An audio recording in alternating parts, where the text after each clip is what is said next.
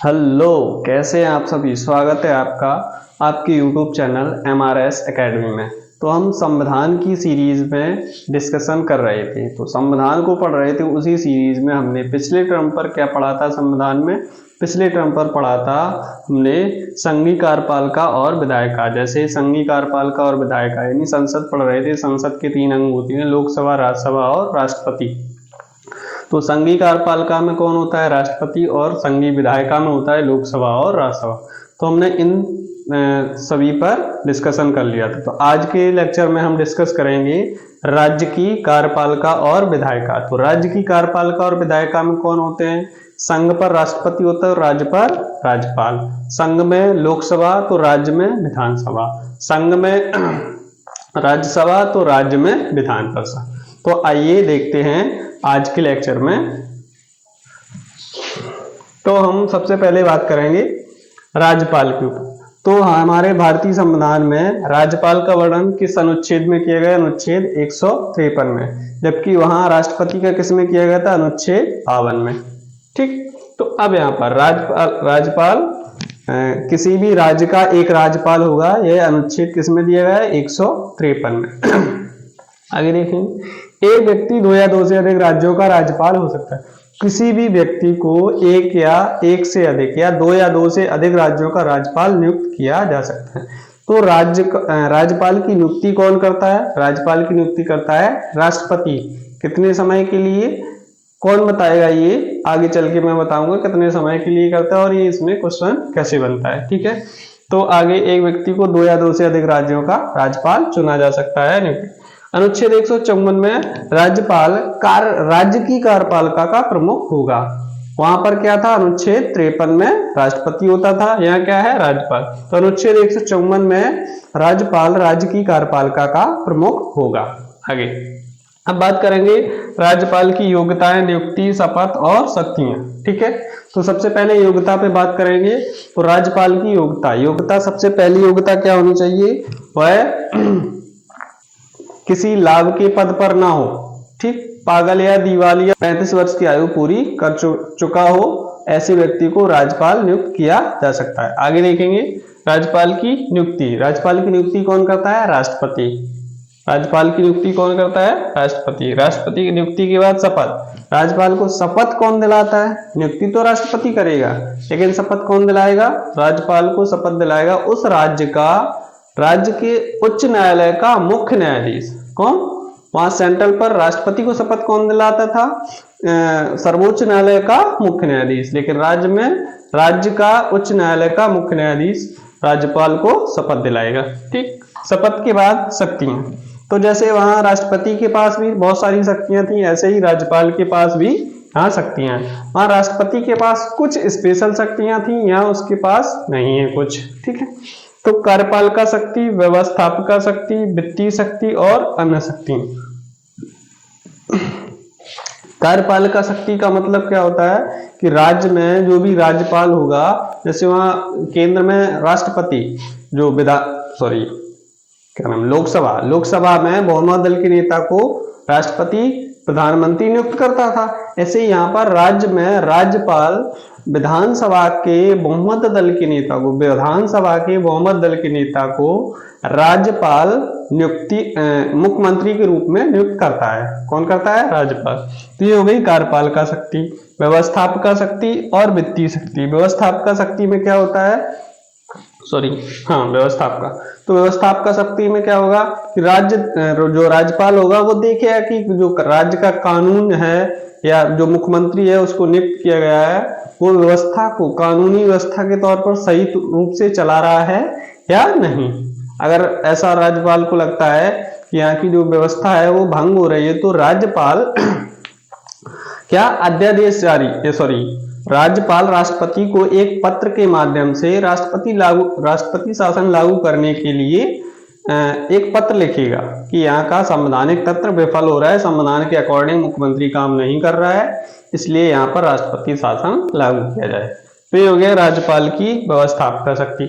उसके बाद वित्तीय शक्ति, जैसे वहां पर राष्ट्रपति वित्तीय शक्ति में राष्ट्रपति के पास भी वित्तीय शक्ति थी, तो केंद्र में वित्त आयोग का गठन कराता था राष्ट्रपति। लेकिन यहाँ पर राज्य में क्या होगा, राज्यपाल प्रत्येक वर्ष वित्त आयोग का गठन कराएगा, कौन, राज्यपाल। उसके बाद अन्य शक्तियां जैसे क्षमादान की शक्ति होती है, तो राष्ट्रपति और राज्यपाल में सिर्फ क्षमादान की शक्तियों में कुछ अंतर होता है। राष्ट्रपति के पास सारी शक्तियां होती हैं क्षमादान की, लेकिन राज्यपाल के पास सारी शक्तियां नहीं। राज्यपाल मृत्युदंड को माफ नहीं कर सकता है, बाकी सभी शक्तियां होती हैं। मृत्युदंड और जो भी सैन्य न्यायालय से कोई भी दंड दिया गया है तो उसको, ठीक, तो उसको राज्यपाल माफ नहीं कर सकता है। ये हो गई अन्य शक्तियां। तो ये थी संघीय कार्यपालिका के बारे में, राज्यपाल के बारे में कुछ चीजें। राज्यपाल, अब यहां पर देखेंगे राज्य की विधायिका। अगला टॉपिक क्या रहेगा, राज्य की विधायिका। इसी में देख लेते हैं, थोड़ा बड़ा वीडियो हो जाएगा 15 से 20 मिनट का, तो ये पूरा टॉपिक समाप्त हो जाएगा आज की वीडियो में, ठीक है। तो चलो देखते हैं, आगे देखते हैं राज्य की विधायिका। तो विधायिका में जैसे वहां केंद्र में क्या था, लोकसभा और राज्यसभा, यहाँ पे क्या है, विधानसभा और विधान परिषद और विधानसभा, ठीक। तो इन्हीं के बारे में बात करते हैं। तो सबसे पहले देखते हैं विधान परिषद देख लेते हैं, पहले कुछ भी देख लो।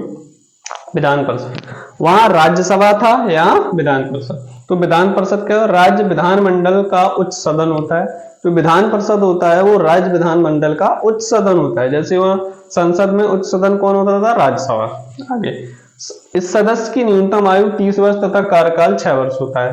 तो यहाँ पर जो भी विधान परिषद का सदस्य होगा, वह सदस्य तभी विधान परिषद में चुना जा सकता है या निर्वाचित हो सकता है जिसकी उम्र कितनी होनी चाहिए, 30 वर्ष, ठीक। और कार्यकाल कितना होगा, 6 वर्ष का विधान परिषद का। वर्तमान में 6 राज्यों में विधान परिषद, कौन कौन से 6 राज्य हैं, उत्तर प्रदेश, महाराष्ट्र, कर्नाटक, बिहार, आंध्र प्रदेश और तेलंगाना।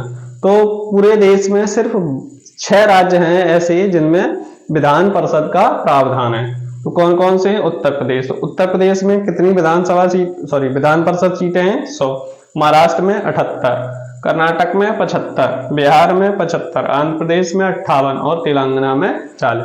तो इन जो भी राज्य हैं, जिन राज्यों में विधान परिषद है, उनको याद करने का हमने एक तरीका बना रखा है, UMKBAT या UMKBAT कर लो, एक ही बात है। चाहे बैट याद रख लो, चाहे BAT याद कर लो। तो U से उत्तर प्रदेश, M से महाराष्ट्र, K से कर्नाटक, B से बिहार, A से आंध्र, T से तेलंगाना। तो UMKBAT ये हो गया 6 राज्यों को याद करने की ट्रिक। तो ये हो गई विधान परिषद। तो विधान परिषद में एक इंपॉर्टेंट और है कि अनुच्छेद 171 में दिया गया है कि विधान परिषद में जो सदस्यों की संख्या है वो विधानसभा की कुल सदस्यों की संख्या का 1/3 होना चाहिए। कोई भी जिस भी राज्य में विधान परिषद बनेगी तो उस राज्य की विधानसभा के जो कुल सदस्य होंगे उसका कम से कम 1/3 सीटें या 1/3 सदस्य विधान परिषद में होंगे, ठीक। तो विधान परिषद में होंगी तथा न्यूनतम 1/3 होंगी। 1/3 जितनी भी होगी उसका 1/3, मान लो 300 सीटें हैं तो 300 का 1/3 100 होगी, तो कम से कम 100 होनी चाहिए विधान परिषद में। लेकिन न्यूनतम कितनी होनी, कम से कम होनी चाहिए 40। कितनी भी हो, कम से कम 40। लेकिन इसकी कुछ 1-2 बात होंगी, हाँ, न्यूनतम 40। तो यहाँ पर विधान परिषद के बारे में हमने देख लिया। तो विधान परिषद राज्य विधानमंडल का उच्च सदन होता है, ठीक। और कुछ खास चीजें, बस ये 2-3 चीजें याद रखनी है, कौन कौन से राज्य में, और ये घटता हुआ क्रम है। 100 सबसे ज्यादा किसमें, उत्तर प्रदेश में, फिर महाराष्ट्र में, फिर कर्नाटक, बिहार में, फिर आंध्र प्रदेश में और फिर तेलंगाना में। तो ये था क्या, विधान परिषद। ऐसे ही थोड़ा देख लेते हैं विधानसभा। छोटे छोटे टॉपिक है, बहुत इंपॉर्टेंट नहीं है, बस इनकी ये याद रखना है कि सदस्यों की योग्यता कैसे और कार्यकाल, बस। तो अब देख लेते हैं विधानसभा। विधानसभा विधानमंडल का निम्न सदन कहलाता है। राज्य विधानमंडल का निम्न सदन कहलाता है।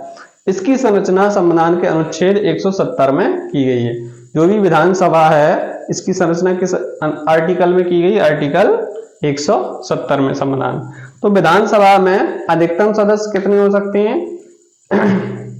अधिकतम सदस्य होंगे 500, न्यूनतम 60। तो अधिकतम कितने हो सकते हैं? 500 और न्यूनतम 60।